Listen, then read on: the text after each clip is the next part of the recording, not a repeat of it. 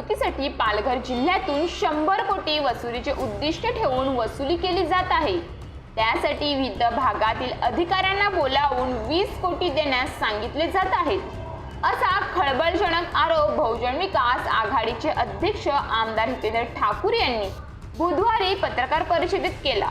बहुजन विकास आघाडीचे अध्यक्ष आमदार हितेंद्र ठाकूर यांनी बुधवारी पत्रकार परिषद घेऊन भाजपावर हल्लाबोल केला। पालकमंत्री रवींद्र चव्हाण यांच्यावर पालघर मतदारसंघातील भाजप उमेदवारीची जबाबदारी आहे। यासाठी ते जिल्ह्यातून 100 कोटी रुपये वसूल करत आहेत। प्रत्येक विभागातील अधिकाऱ्यांना बोलावून ते 20 कोटी देण्यास सांगत आहेत। याची माहिती खुद्द एका अधिकाऱ्याने दिल्याचे ठाकूर यांनी सांगितले।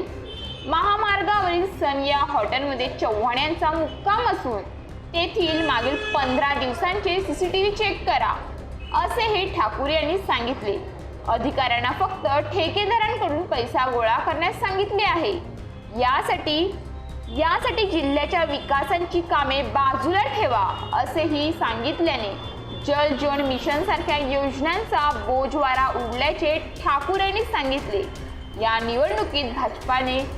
निवडणुकीत भाजपाचे लोक अत्यंत खालच्या पातळीचे राजकारण करत आहेत। बहुजन विकास आघाडीला बदनाम करण्यासाठी वसईकरांचे पाणी बंद केले असून वीज घालवली जात आहे, असेही ते म्हणाले।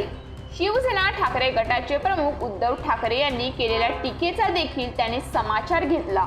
मी मर्दासारखा लढतो, कुणावर हुकुमशाही केली नाही, असे सांगितले। तर वाढवण बंदराला 16,000 कोटी येणार असे ठाकरे यांचे मंत्री सुभाष देसाई सांगत होते। तुम्ही मुख्यमंत्री असताना वाढवण बंदर का रद्द केलं नाही, असा सवाल ठाकरेंना केला। वाढवण बंदराला सुरुवातीपासून आम्ही कसा विरोध केला, याचाही पुनरुच्चार ठाकूर यांनी केला।